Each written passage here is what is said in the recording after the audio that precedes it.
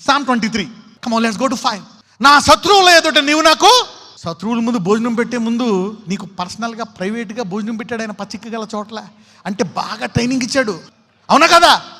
ఆ గొలియాతుని చంపే ముందు ఆ ఎలుగుబంటిని సింహాన్ని చీల్చేసి పచ్చిక గల చోట్ల ట్రైనింగ్ ఇచ్చాడు. అక్కడ నీ ట్రైనింగ్ ఇచ్చిన వాగ్దానాన్ని వాడు బయటకు వస్తావు నువ్వు.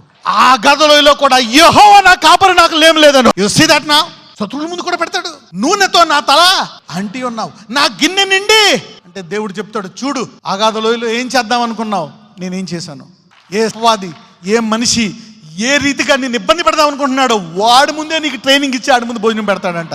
నీ గిన్నె నిండి పొరులుతుందంట. అప్పుడు వాడికి ఎలా ఉంటుంది? See the revolution. నూనెతో నా తల ఏంటి ఉన్నావు, అయిపోయింది, నా గిన్నె ఎండిపోతుంది అనుకున్నావు.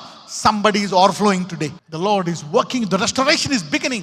ఎక్కడ అవమానపడ్డారో, ఎక్కడ నిన్ను నీచంగా చూశారో, ఎక్కడ నిన్ను నానా మాటలు అన్నారో, ఎక్కడ నువ్వు డబ్బులు కోల్పోయావో, ఎక్కడ పాపంలో పడిపోయావో, ఎక్కడ నీకు అవమానం జరిగిందో అక్కడే లేపుతాడు దేవుడు నిన్ను. ఆ తిట్టిన వాళ్ళు, దూషించిన వాళ్ళు ముందే నీకు భోజనం పెడతాడు. He will exalt you. ఏ వాగ్దానాలు దేవుడు ఇచ్చాడో అవి నెరవేరి తీరతాయి.